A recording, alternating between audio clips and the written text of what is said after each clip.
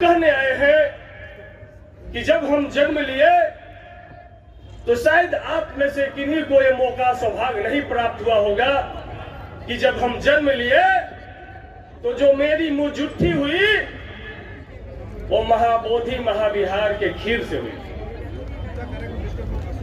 जब हम जन्म लिए और जब खेलने का मौका मिला तो बोधि वृक्ष के छांव में हमको खेलने का मौका मिला।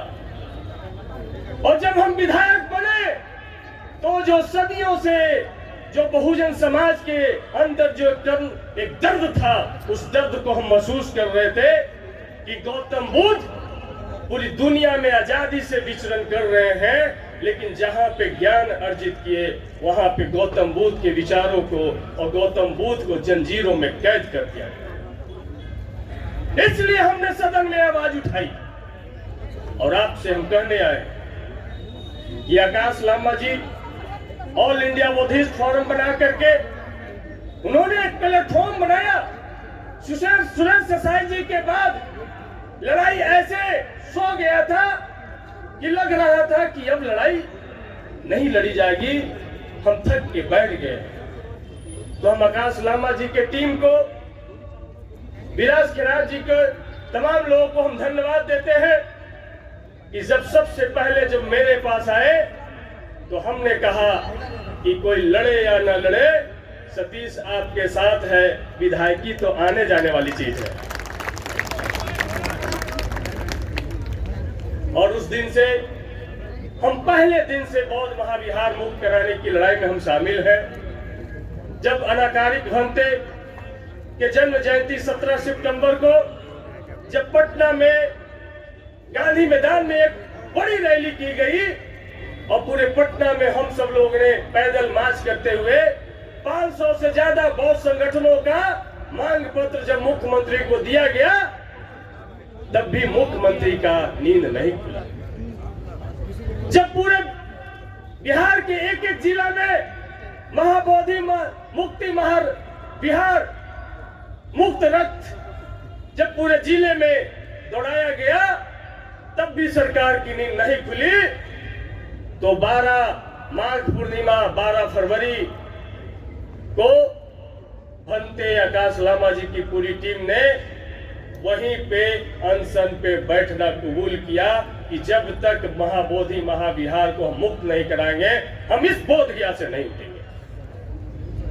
तो ये जो उन लोगों ने, जो बौद्ध भिक्षुओं ने जो संकल्प लिया है, यदि वो बौद्ध भिक्षुओं को ऑक्सीजन कहीं से मिल रहा है तो सबसे ज्यादा ऑक्सीजन महाराष्ट्र मिल रहा है, आपसे मिल रहा है, आपकी ताकत उनको ऑक्सीजन दे रहा है। इसलिए आप तमाम लोग से हम कहने आए कि आज हमने सदन में कहा कि जब आर्टिकल 26 यहां पर है जिसमें प्रत्येक नागरिक को धार्मिक स्वतंत्रता का अधिकार है, उसको धर्म मानने का, उसके धार्मिक स्थल को संरक्षित करने का, उसको प्रबंधन करने का उसको अधिकार देता है, तो ये बौद्ध धर्म के लोगों पर क्यों नहीं लागू होता है अध्यक्ष महोदय? बीटीएमसी एक्ट 1949 संविधान लागू होने से पहले का जो एक्ट चल रहा है, जब संविधान लागू हो गया तो उस एक्ट को तो स्वतः खत्म हो जाना चाहिए था, लेकिन ये बौद्धों पर क्यों थोपा जा रहा है महोदय? ये बौद्धों के साथ में न्याय है कि नहीं? यदि ये सिर्फ बौद्धों के साथ में हो रहा है तो दूसरे धर्म के लोगों के साथ में क्यों नहीं यही भेदभाव हो? और यदि बौद्ध मंदिर में यदि हिंदू मेंबर 5 हिंदू मेंबर होंगे, 4 बौद्ध होंगे, यदि ये व्यवस्था बौद्ध मंदिर है तो अयोध्या के राम मंदिर में इस्लाम धर्म के मानने वाले को, जैन धर्म के मानने वालों को, बौद्ध धर्म के मानने वालों को क्यों नहीं मेंबर बनाया जाना चाहिए? ये हालात है कि हम नहीं लड़ रहे हैं। लोगों को लग रहा है कि हम बुद्धम शरणम गच्छामि, लोगों को लग रहा है कि इनकी आबादी कम है, लेकिन जो अमित शाह जी जो क्रोनोलॉजी समझाते हैं, हम आज यहाँ के आरएसएस के यदि लोग होंगे इस सभा में, कुछ लोग सुन रहे होंगे अगल बगल, तो अपने पिताजी को जाकर के कहिएगा कि सतीश दास बिहार से आया था, क्रोनोलॉजी समझा के गया है। जाके कहिएगा कि हमारी क्रोनोलॉजी गौतम बुद्ध से शुरू होती है, चंद्रगुप्त मौर्य से शुरू होती है, सम्राट अशोक से शुरू होती है, संत कबीर से शुरू होती है, संत रैदास से शुरू होती है, भीखा से शुरू होती है, पेरियार से शुरू होती है, सावित्रीबाई फूले, ज्योतिबाई फूले से शुरू होती है। हमारा क्रोनोलॉजी डॉक्टर बाबा साहब भीमराव अम्बेडकर से शुरू होता है। हमारा क्रोनोलॉजी मानवर काशीराम से शुरू होता है, जगदेव बाबू से शुरू होता है, कर्पूरी ठाकुर से शुरू होता है। और तुम्हारा क्रोनोलॉजी, उसका क्रोनोलॉजी सिर्फ एंटीना से शुरू होता है।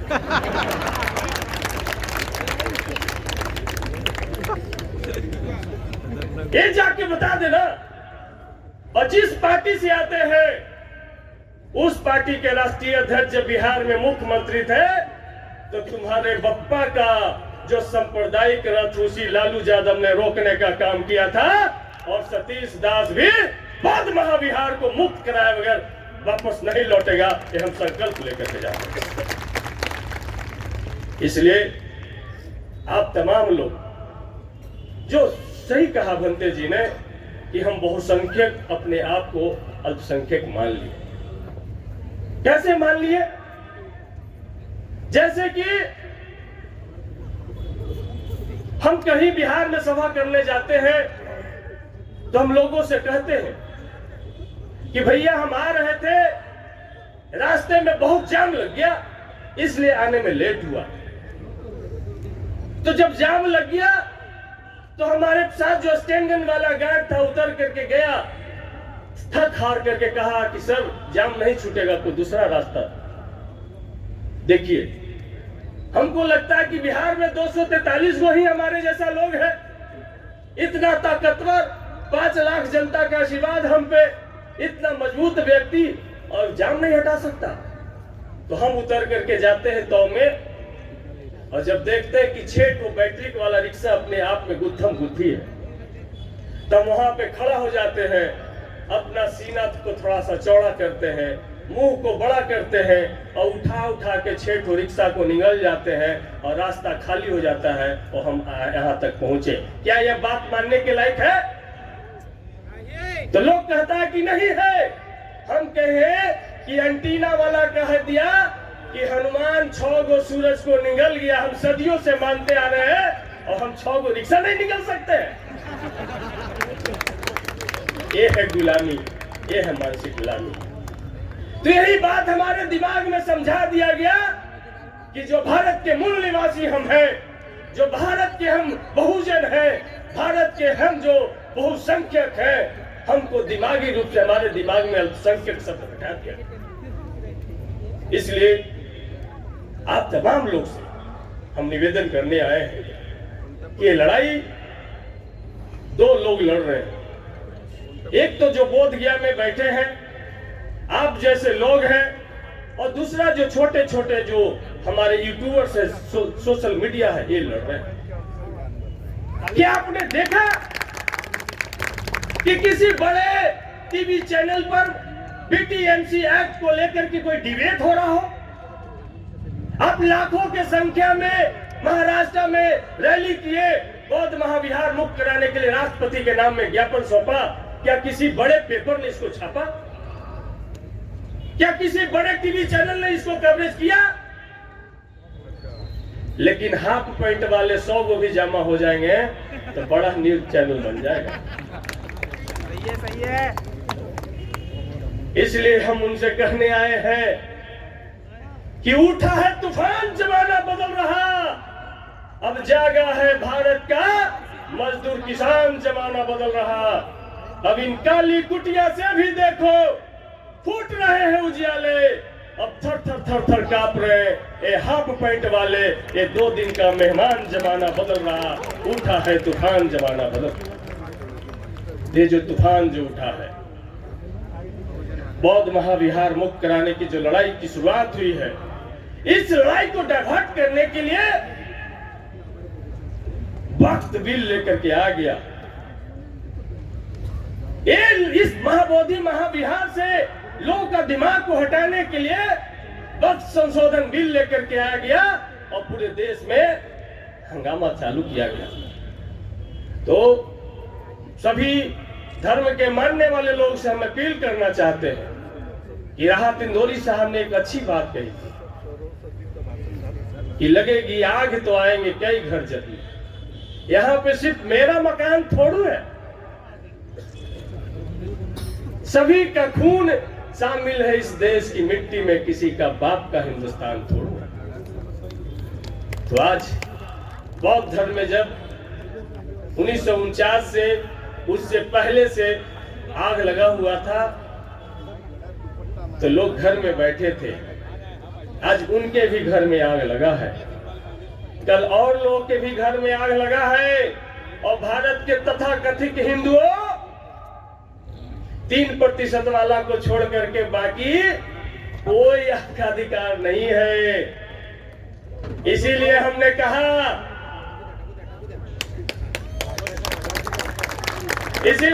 कहा बिहार विधानसभा में कि आपने राम मंदिर बना लिया, चलो विवाद खत्म हुआ, अब देश आगे बढ़ेगा। लेकिन हमने कहा सदन के अंदर कि महोदय ईटा हमारे मजदूर भाइयों ने बनाया, हमने बनाया, चौखट हमारे बड़ी भाई ने बनाया, घंटी उसमें हमारा ठठेरा भाई ने बनाया, लोहार भाई ने बनाया, और मूर्ति महोदय कोई पत्थलकट्टी का जो चमार जाति का जो मूर्तिकार है उसने जाके बनाने का काम किया। उसमें जादव जी के यहाँ से, ग्वाला भाई के यहाँ से दूध आता है, उसमें कोयरी कुर्मी के खेत से कोई माली फूल तोड़ करके लाता है, और जो बजने वाला शंख उसमें महोदय कोई मछुआरा भाई समुद्र में से गोता लगा करके आता है। लेकिन जब शर्म तो तब होता महोदय कि जब उसमें प्राण डाला जाता है तो हमारी भारत की राष्ट्रपति द्रौपदी मुर्मू जी को भी नहीं बुलाया जाता है, क्योंकि हम आदिवासी हैं, दलित है, अछूत है। यह है आपका स्थान। हमने सदन के अंदर कहा इस देश में अखिलेश यादव यूपी जैसे राज्य का मुख्यमंत्री बन सकते हैं, तेजस्वी यादव बिहार जैसे राज्य के डिप्टी सीएम बन सकते हैं, लेकिन जब अखिलेश यादव जी मुख्यमंत्री पद से हटते हैं तो उनके आवास को जब खाली किया जाता है तो उनके आवास को गंगा जल और गाय का मूत्र मिला करके शुद्ध किया जाता है। क्या अखिलेश यादव का गाय के मूत्र भर भी वैल्यू नहीं है भैया? सवाल है कि नहीं है? तो हम हिंदू कैसे हैं? यदि हम हिंदू होते भारत के बहुजनों, तो राम मंदिर में 1 लाख करोड़ से ज्यादा चढ़ावा आ गया है, उसमें से कुछ तो हमको मिला होता कि खाली 3% वाला एंटीना वाला बैठ के खाता। सवाल है। इसलिए आप तमाम लोगों से बोध गया जो तथागत गौतम बुद्ध की ज्ञान स्थली है, वहां से चल करके बाबा साहब भीमराव अम्बेडकर की दीक्षा भूमि में हम आए हैं। आपसे आज भिक्षा मांगने आए हैं। इस महाबोधि महाविहार में आपका योगदान मांगने आए हैं। इस महाबोधि विहार में आपका बलिदान मांगने आए हैं। इस महाबोधि विहार में आपका साथ मांगने आए हैं। क्या आपका साथ मिलेगा?